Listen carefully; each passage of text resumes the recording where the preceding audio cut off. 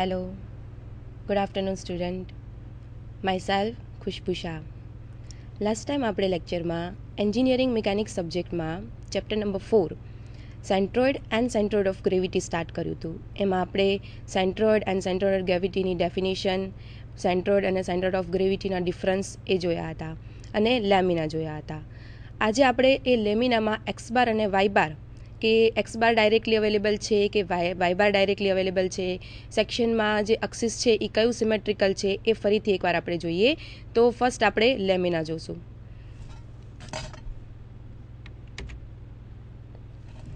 First T section. T સેક્શનમાં જે upper portion છે એ છે ફ્લેન્જ અને જે લોઅર પોર્શન જે છે એ છે web. Clear? X x axis છે અને વાય વાય અક્સિસ છે. નીચે જે અક્સિસ આપેલી છે એ અક્સિસ ઓફ રેફરન્સ છે. Here section is symmetrical about Y Y axis. અહીંયા જે વાય વાય અક્સિસ છે એ સિમેટ્રિકલ છે બંને પાર્ટમાં. Okay, so x bar is directly available and Y bar is to be calculated. એટલે કે જે આ ટી સેક્શન જે છે એમાં જે વાય અક્સિસ જે છે એ સિમેટ્રિકલ છે, માટે એક્સ બાર જે છે એ આપણને ડાયરેક્ટલી અવેલેબલ મળી જશે. એક્સ બારને સીધો કાઉન્ટ કરી શકાશે અને જે વાય બાર છે એને આપણે કેલ્ક્યુલેટ કરવો પડશે. Clear student? તો વાય વાય અક્સિસ જે છે એ સિમેટ્રિકલ છે સેક્શન જે છે એ. તો એક્સ બાર જે છે એ ડાયરેક્ટલી અવેલેબલ છે અને વાય બારને કેલ્ક્યુલેટ કરવો પડશે. ચલો નેક્સ્ટ સેશન જોઈએ. નેક્સ્ટ સેશન છે સી સેક્શન. સી સેક્શનમાં here section is symmetrical about X x axis. અહીંયા એક્સ એક્સ અક્સિસ જે છે એ અહીંયા સેક્શનમાં સિમેટ્રિકલ છે. Okay, so Y bar is directly available. Okay, X x axis symmetrical છે તો આપણને વાય બાર છે એ ડાયરેક્ટલી અવેલેબલ થશે અને એક્સ બાર છે એને કેલ્ક્યુલેટ કરવું પડશે. Clear? So section is symmetrical about X x axis, so Y bar is directly available and X bar is to be calculated. C સેક્શનમાં એક્સ એક્સ અક્સિસ સિમેટ્રિકલ છે માટે Y બાર સીધો મળી જશે અને એક્સ બારની વેલ્યુ જે છે એ આપણે કાઉન્ટ કરવી પડશે. ક્લિયર? અને ચેનલ સેક્શન પણ કહેવામાં આવે છે. C section channel section. Next જોઈએ આપણે સેક્શન આઈ સેક્શન. આઈ સેક્શન જે છે એમાં જે અપર જે છે એને ટોપ ફ્લેન્જ કહેવાય છે. જે અપર જે પોર્શન જે છે એને ટોપ ફ્લેન્જ કહેવામાં આવે છે અને જે લોઅર જે પોર્શન જે આપેલો છે આઈ સેક્શનમાં એને કહેવાય છે બોટમ ફ્લેન્જ. ઓકે, અને ટોપ ફ્લેન્જ અને બોટમ ફ્લેન્જની વચ્ચેનો જે સેક્શન આપેલો જે છે અહીંયા જે પોર્શન જે છે એને કહેવાય છે web. Clear? Top flange, bottom flange and web. Here section is symmetrical about both x x axis and y Y axis. Okay student, અહીંયા આઈ સેક્શનમાં એક્સ અક્સિસ અને વાય અક્સિસ આ સેક્શનમાં બંને સિમેટ્રિકલ છે. So x bar and Y bar both are directly available. Clear? જો x x axis જે છે એ સિમેટ્રિકલ હોય તો વાય બાર આપણને ડાયરેક્ટલી મળી જાય છે અને જો વાય વાય અક્સિસ સિમેટ્રિકલ હોય તો એક્સ બાર આપણને ડાયરેક્ટલી અવેલેબલ છે. ક્લિયર? પણ અહીંયા આઈ સેક્શનમાં એક્સ અક્સિસ અને વાય અક્સિસ બંને સિમેટ્રિકલ છે આ સેક્શનમાં. Okay, so x bar and Y bar both are directly available. Clear? Next જોઈએ એલ સેક્શન, એટલે કે એંગલ સેક્શન પણ કહેવામાં આવે છે એને. Here section is not symmetrical about any axis. હવે જે અહીંયા એલ સેક્શન છે એમાં કોઈ પણ અક્સિસ સેક્શનની સિમેટ્રિકલ નથી. ઓકે, એટલે કે એક્સ એક્સિસ પણ સિમેટ્રિકલ નથી અને વાય અક્સિસ પણ સિમેટ્રિકલ નથી. So x bar and Y bar both are required to be calculated. Clear? અહીંયા એક્સ અને વાય બે એક્સિસમાંથી કોઈ પણ અક્સિસ અહીંયા સેક્શનની સિમેટ્રિકલ નથી. So x bar and Y bar both are required to be calculated. Clear student? જો એક્સ બાર જે એક્સ એક્સિસ જે છે એ સિમેટ્રિકલ હશે તો વાય બાર છે એ ડાયરેક્ટલી અવેલેબલ થશે અને જો વાય અક્સિસ જે છે એ સિમેટ્રિકલ હશે સેક્શનમાં તો એક્સ બાર આપણને ડાયરેક્ટલી અવેલેબલ થશે. ક્લિયર? અહીંયા એલ સેક્શનમાં બંને અક્સિસ છે એ સિમેટ્રિકલ નથી સેક્શનમાં. સો એક્સ બાર એન્ડ વાય બાર બંને આપણે શું કરવા પડશે? કેલ્ક્યુલેટ કરવા પડશે. ક્લિયર? તો આપણે આ લેમિનાની વાત લાસ્ટ લેક્ચરમાં કરી હતી. હવે આપણે જે સેન્ટ્રોઇડ ફાઇન્ડ કરવાના જે સમ જોવાના છે એના ફર્સ્ટ આપણે ઇક્વેશન જોઈએ. એમાં આપણે એક્સ બાર અને વાય બાર, તમે અહીંયા ફિગરમાં જુઓ છો એંગલ સેક્શનમાં પણ, કે જે વાય એક્સિસ જે છે એનું જે ફર્સ્ટ જે છે એલની લાઇન જે ફર્સ્ટ છે ત્યાંથી જે વાય એક્સિસ જે છે ત્યાંનો એરો બતાવે છે એક્સ બાર. ક્લિયર? અને આ બાજુ એક્સ એક્સિસ છે ત્યાંથી નીચેની બાજુ જે એરો બતાવે છે એ બતાવે છે વાય બાર, એટલે કે એક્સ બાર અને વાય બાર. ઓકે, આપણે હમણાં જ વાત કરી કે એક્સ બાર અને વાય બાર ક્યારે કેલ્ક્યુલેટ કરવા પડે છે, ક્યારે કેલ્ક્યુલેટ નથી કરવા પડતા. તો એક્સ બાર અને વાય બાર આપણે કેવી રીતે ફાઇન્ડ કરવાના છે એનું ઇક્વેશન ફર્સ્ટ આપણે જોઈએ. એક્સ બારનું ઇક્વેશન છે a1 x1 plus a2 x2 plus a3 x3.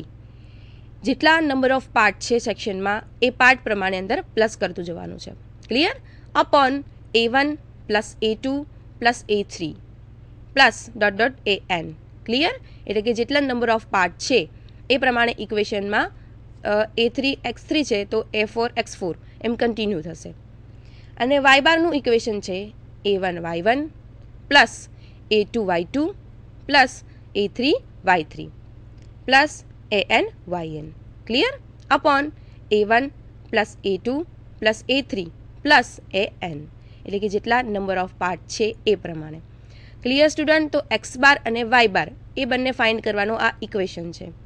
હવે આપણે એક્ઝામ્પલ જોવાના છે સેન્ટ્રોઇડ ફાઇન્ડ કરવા માટેના, એટલે કે અલગ અલગ સેક્શન મેં તમને જેમ લેમિના બતાવ્યા, ટી સેક્શન છે, ચેનલ સેક્શન છે, આઈ સેક્શન છે. ક્લિયર? તો હવે એ સેક્શનમાં ફાઇન્ડ કરવાનું છે આપણે સેન્ટ્રોઇડ, એટલે કે એક્સ બાર અને વાય બાર આપણે ફાઇન્ડ કરવાના છે. તો ફર્સ્ટ આપણે રેક્ટેંગલ, અને રેક્ટેંગલ જે છે એના મેં ફર્સ્ટ ટાઈમ લાસ્ટ લેક્ચરમાં તમને ઇક્વેશન લખાવ્યા હતા કે એરિયાનું શું સૂત્ર છે, એક્સ બારનું શું સૂત્ર છે અને વાય બારનું શું સૂત્ર છે. બરાબર? તો ફર્સ્ટ આપણે લંબચોરસ કે ચોરસ એનું શું સૂત્ર બને છે, અને આપણે હવે જે લેમિના જોયા છે ટી સેક્શન અને એ એક્ઝામ્પલ જોઈશું.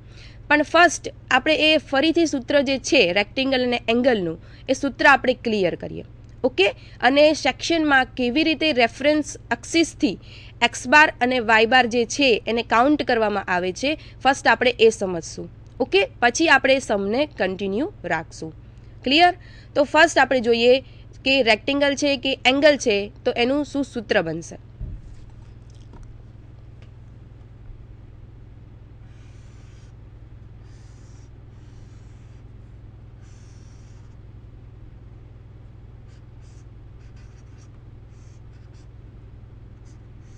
આ એક રેક્ટેંગલ છે, એમાં બી સરફેસ છે આ, અને આ જે સરફેસ છે એ ડી સરફેસ છે. ક્લિયર? હવે હું અહીંયા એક્સ એક્સ એક્સિસ દોરું છું અને વાય વાય એક્સિસ બતાવું છું. આ છે એક્સ એક્સ એક્સિસ અને આ છે વાય વાય એક્સિસ. ક્લિયર?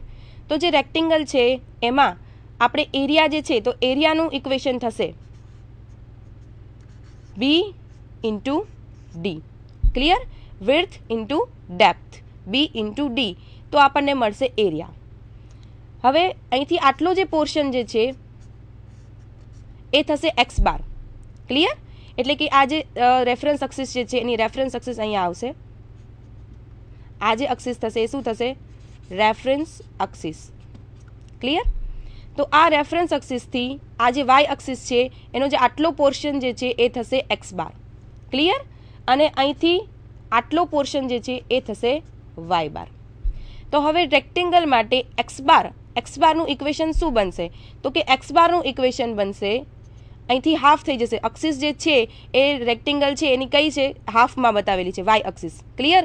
તો એક્સ બારનું ઇક્વેશન શું થશે?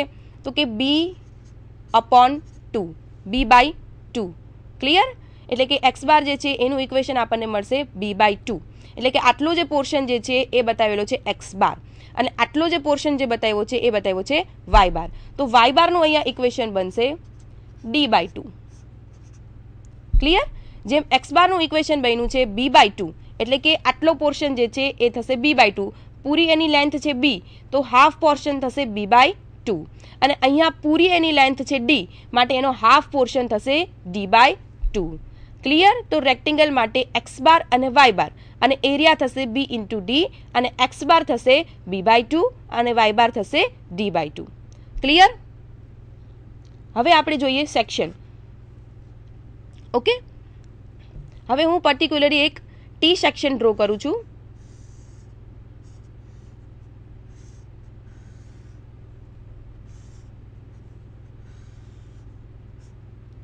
ટી સેક્શનમાં આ જે છે એને નામ આપીએ આપણે ટોપ ફ્લેન્જ, અને આ થશે વેબ. આપણે લેમિનામાં જોઈ લીધું કે આને ફ્લેન્જ કહેવામાં આવે છે અને આને વેબ કહેવામાં આવે છે. ક્લિયર? હવે જે ફ્લેન્જ જે છે, સપોઝ કે એની લેન્થ છે 6 સેન્ટીમીટર,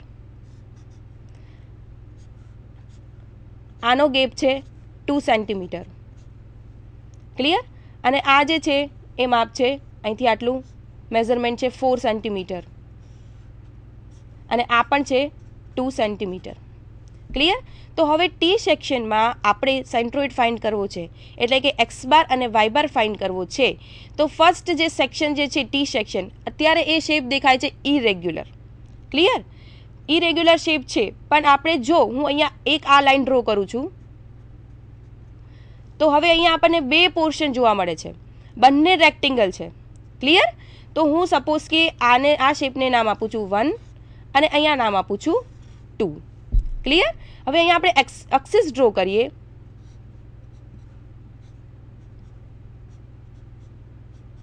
આ એક્સિસ થશે વાય વાય, અને અહીંયા એક એક્સિસ આવશે એક્સ એક્સ.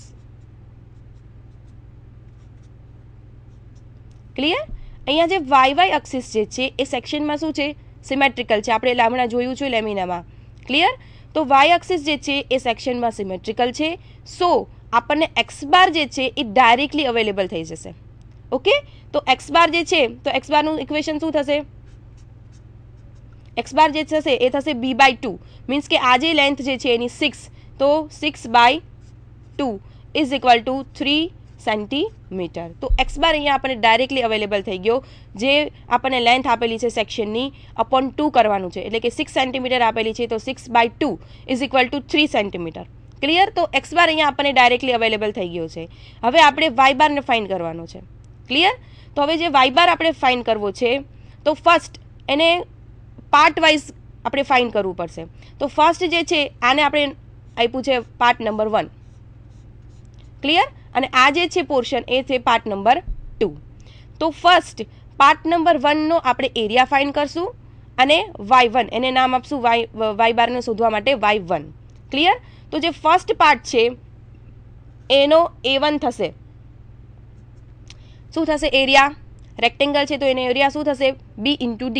અહીંયા b આપણને આપેલો છે 6 અને d અહીંયા આપેલો છે આપણને 2. ક્લિયર? તો શું થશે area? 6 × 2 is equal to 12 cm².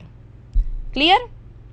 હવે જે ફર્સ્ટ પાર્ટ છે એનો આપણે y1 ફાઇન્ડ કરશું, કેમ કે એક્સ બાર છે એ આપણને ડાયરેક્ટલી અવેલેબલ છે, માટે હવે આપણે વાય બાર ફાઇન્ડ કરવાનો છે, માટે y1 ફાઇન્ડ કરશું. ક્લિયર? તો હવે જ્યારે આપણે y1 ફાઇન્ડ કરીએ છીએ ત્યારે હું અહીંયા ફર્સ્ટ રેફરન્સ એક્સિસ ડ્રો કરું છું.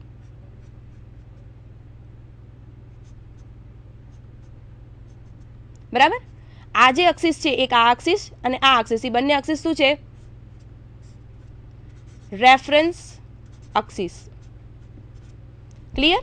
તો હવે જ્યારે આપણે y1 ફાઇન્ડ કરીએ છીએ ત્યારે રેફરન્સ એક્સિસથી ફર્સ્ટ આપણે પાર્ટ સુધી પહોંચવાનું છે, એટલે કે આ જે છે આપણી રેફરન્સ એક્સિસ છે, હું એને એક્સટેન્ડ કરું છું. આ રેફરન્સ એક્સિસથી આપણે પાર્ટ 1 સુધી પહોંચવું છે. આપણે પાર્ટ 1 નો y1 ફાઇન્ડ કરવો છે. ક્લિયર? પણ આ જે એક્સિસ જે છે y1 ફાઇન્ડ કરતી વખતે હંમેશા નીચેની જે રેફરન્સ એક્સિસ છે ત્યાંથી પાર્ટ સુધી પહોંચવાનું છે. પણ અહીંથી પાર્ટ સુધી પહોંચવા માટે ડિસ્ટન્સ કેટલું છે? 4 સેન્ટીમીટર. ક્લિયર? તો આપણે 4 સેન્ટીમીટર અપ જવાનું છે, માટે 4 સેન્ટીમીટર અપ ગયા છે. હવે જે આ પોર્શન જે છે એનો ડી કેટલો છે? 2 સેન્ટીમીટર. તો આપણી પાસે જે રેક્ટેંગલ છે એનું મેં તમને ઇક્વેશન કીધું હમણાં. વાય બારનું ઇક્વેશન શું છે? d/2. આને આપણે 6 જે છે એનું નામ b છે, આનું નામ d છે. ક્લિયર? તો અહીંયા ઇક્વેશન શું થશે? વાય બાર ફાઇન્ડ કરતી વખતે d/2. તો d અહીંયા કેટલો આપેલો છે? 2 આપેલો છે. તો શું થશે? 2/2. ક્લિયર? તો 4 + 2/2 is equal to 1 is equal to અહીંયા આન્સર કેટલો આવશે? 5 સેન્ટીમીટર. ક્લિયર? તો પાર્ટ 1 નો આપણે એરિયા ફાઇન્ડ કર્યો, એટલે કે a1, અને y1 ક્લિયર